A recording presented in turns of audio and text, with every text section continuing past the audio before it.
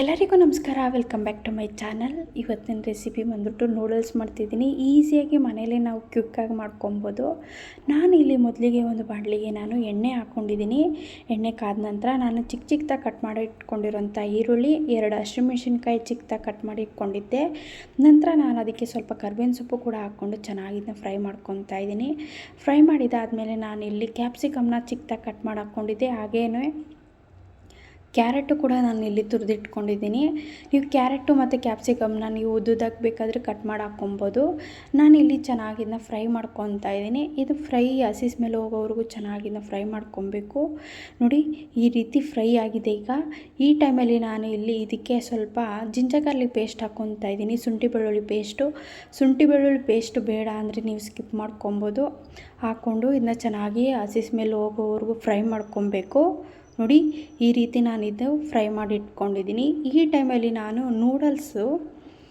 ನಾನು ಒಂದು ಪಾತ್ರೆಗೆ ನೂಡಲ್ಸ್ ಹಾಕಿ ಚೆನ್ನಾಗಿ ಸ್ವಲ್ಪ ಎಣ್ಣೆ ಮತ್ತು ಉಪ್ಪಾಕಿ ಚೆನ್ನಾಗಿ ಬೇಯಿಸ್ಕೊಂಡು ಇಟ್ಕೊಂಡಿದ್ದೆ. ನೋಡಿ, ಈ ರೀತಿ ಕಟ್ ಮಾಡಬೇಕು. ಕೈಯಲ್ಲಿ ಕಟ್ ಮಾಡಿದ್ರೆ ಇದು ಪಟ್ಟಂತ ಕಟ್ ಆಗಬೇಕು. ಆ ರೀತಿ ನಾನು ಇಲ್ಲಿ ಬೇಯಿಸಿಸ್ಕೊಂಡಿದ್ದೀನಿ. ಬೇಯಬೇಕಾದ್ರೆ ನಾವು ಸ್ವಲ್ಪ ಎಣ್ಣೆ ಮತ್ತು ಉಪ್ಪು ಹಾಕ್ಕೊಂಡು ಬೇಯಿಸ್ಕೊಂಡ್ರೆ ಉಪ್ಪು ಚೆನ್ನಾಗಿ ಹಿಡಿಯುತ್ತೆ ನೂಡಲ್ಸ್ಗೆ. ಹಾಗೆಯೇ ಕೂಡ ಎಣ್ಣೆ ಹಾಕೋದ್ರಿಂದ ನೂಡಲ್ಸ್ ಬಂದು ಮುದ್ದೆ ಆಗಲ್ಲ, ಚೆನ್ನಾಗಿ ಉದುದ್ರಾಗಿರುತ್ತೆ. ಅದಕ್ಕೋಸ್ಕರನೇ ಈ ಟಿಪ್ನ ಫಾಲೋ ಮಾಡಿ. ನಂತರ ನಾನಿದು ಬೇಯಿಸಿಟ್ಕೊಂಡಿರುವಂಥ ನೂಡಲ್ಸ್ನ ನಾನಿಲ್ಲಿ ಫ್ರೈ ಮಾಡಿ ಇಟ್ಕೊಂಡಿರುವಂಥ ತರಕಾರಿ ಕ್ಯಾಪ್ಸಿಕಮ್ಗೆ ಹಾಕ್ಕೊತಾ ಇದ್ದೀನಿ. ನೋಡಿ, ಈ ರೀತಿ ನಾವು ಹಾಕ್ಕೊಂಡ್ಮೇಲೆ ಇದಕ್ಕೆ ನಾನು ಸ್ವಲ್ಪ ಅಚ್ಕಾರದ ಪುಡಿ ಹಾಕ್ಕೊತಾ ಇದ್ದೀನಿ. ನಂತರ ಇದಕ್ಕೆ ನಾನು ಸ್ವಲ್ಪ ಉಪ್ಪು ಹಾಕ್ಕೊತಾ ಇದ್ದೀನಿ. ಉಪ್ಪನ್ನ ನೋಡಿ ಹಾಕ್ಕೊಳ್ಳಿ. ನಂತರ ನಾನು ಇದಕ್ಕೆ ಸ್ವಲ್ಪ ಗರಂ ಮಸಾಲ ಹಾಕ್ಕೊತಾ ಇದ್ದೀನಿ. 1/4 ಟೇಬಲ್ ಸ್ಪೂನಷ್ಟು ಗರಂ ಮಸಾಲ, 2.5 ಟೇಬಲ್ ಸ್ಪೂನಷ್ಟು ನಾನಿಲ್ಲಿ ಸೋಯಾ ಸಾಸ್ ಹಾಕ್ಕೊತಾ ಇದ್ದೀನಿ. ಸೋಯಾ ಸಾಸು ನಿಮಗೆ ಜಾಸ್ತಿ ಬೇಡ ಅಂದರೆ 1 ಟೇಬಲ್ ಸ್ಪೂನ್ ಹಾಕ್ಕೊಬೋದು. ನಂತರ ನಾನಿಲ್ಲಿ ಅದೇ ಸ್ಪೂನಲ್ಲಿ ವಿನೆಗರ್ ಹಾಕ್ಕೊಂಡಿದ್ದೆ 1 ಟೇಬಲ್ ಸ್ಪೂನಷ್ಟು. ನಂತರ 2 ಟೇಬಲ್ ಸ್ಪೂನಷ್ಟು ಟೊಮೊಟೊ ಸಾಸ್ನ ಹಾಕ್ಕೊತಾ ಇದ್ದೀನಿ. ಮೇಲ್ಗಡೆ ಸ್ವಲ್ಪ ಕೊತ್ತಂಬರಿ ಸೊಪ್ಪು ಹಾಕ್ಕೊಂಡು ಚೆನ್ನಾಗಿ ಮಿಕ್ಸ್ ಮಾಡ್ಕೊಬೇಕು. ನೋಡಿ, ನಿಮಗೆ ಟೊಮೊಟೊ ಸಾಸು ಜಾಸ್ತಿ ಸ್ಪೈಸಿ ಬೇಡ ಅಂತಂದರೆ ಟೊಮೊಟೊ ಸಾಸು 1 ಸ್ಪೂನ್ ಹಾಕ್ಕೊಬೋದು, ಇಲ್ಲ ಸೋಯಾ ಸಾಸ್ನ 1 ಸ್ಪೂನ್ ಹಾಕ್ಕೊಬೋದು ನೀವು.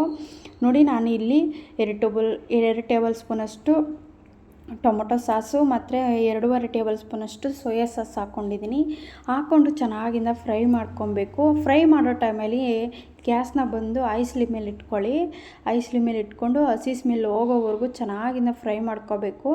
ನಾವು ವಿನೆಗರು ಸೋಯಾ ಸಾಸ್ ಎಲ್ಲ ಹಾಕಿರ್ತೀವಲ್ಲ, ಆದ್ದರಿಂದ ನೋಡಿ ಇದು ಫ್ರೈ ಮಾಡಿದಾಗಿದೆ. ಇವಾಗ ಚೆನ್ನಾಗಿ ಐ ಫ್ಲೇಮಲ್ಲಿ ಇಟ್ಕೊಂಡು ನಾನು ಫ್ರೈ ಮಾಡಿ ಇಟ್ಕೊಂಡಿದ್ದೆ. ಇವಾಗ ಫ್ರೈ ಮಾಡಿದಾದಮೇಲೆ ಒಂದು ಪ್ಲೇಟ್ಗೆ ಸರ್ವ್ ಮಾಡ್ಕೊತಾ ಇದ್ದೀನಿ. ನೀವು ನೋಡ್ತಿರ್ಬೋದು ಎಷ್ಟು ಚೆನ್ನಾಗಿ ಕಾಣಿಸ್ತಿದೆ ಅಂತ. ನೋಡಿ, ಈ ರೀತಿ ನಾನು ಎಲ್ಲನೂ ಫ್ರೈ ಮಾಡಿ ಆದಮೇಲೆ ಒಂದು ಪ್ಲೇಟ್ಗೆ ಸರ್ವ್ ಮಾಡ್ಕೊತಾ ಇದ್ದೆ. ಸರ್ವ್ ಮಾಡ್ಕೊಂಡಾದಮೇಲೆ ನಾನು ಸ್ವಲ್ಪ ಮೇಲ್ಗಡೆ ಕ್ಯಾಪ್ಸಿಕಮ್ಮು ಮತ್ತು ಈರುಳ್ಳಿನ ಹಾಕ್ಕೊಂಡಿದ್ದೀನಿ. ನಿಮ್ಗೆ ಈ ರೀತಿ ಕ್ಯಾಪ್ಸಿಕಮ್ಮು ಹಸಿದು ತಿನ್ನೋದು ಬೇಡ ಅಂದರೆ ನೀವು ಸ್ಟಾರ್ಟಿಂಗಲ್ಲೇ ಹಾಕ್ಕೊಂಡು ಫ್ರೈ ಮಾಡ್ಕೊಬೋದು. ಹಸಿದು ತಿಂದರೆ ಆರೋಗ್ಯಕ್ಕೆ ಒಳ್ಳೆಯದು ಅಂತಾರೆ. ಅದಕ್ಕೋಸ್ಕರನೇ ನಾನು ಈ ರೀತಿ ಮಾಡಿಟ್ಕೊಂಡಿದ್ದೆ. ಅಂದರೆ ತುಂಬ ಸ್ಪೈಸಿಯಾಗಿ ಚೆನ್ನಾಗಿತ್ತು. ಈ ರೀತಿ ಒಂದ್ಸಲ ಟ್ರೈ ಮಾಡಿ ಹೇಗಿತ್ತು ಅಂತ ನನಗೆ ಕಮೆಂಟಲ್ಲಿ ತಿಳಿಸಿ.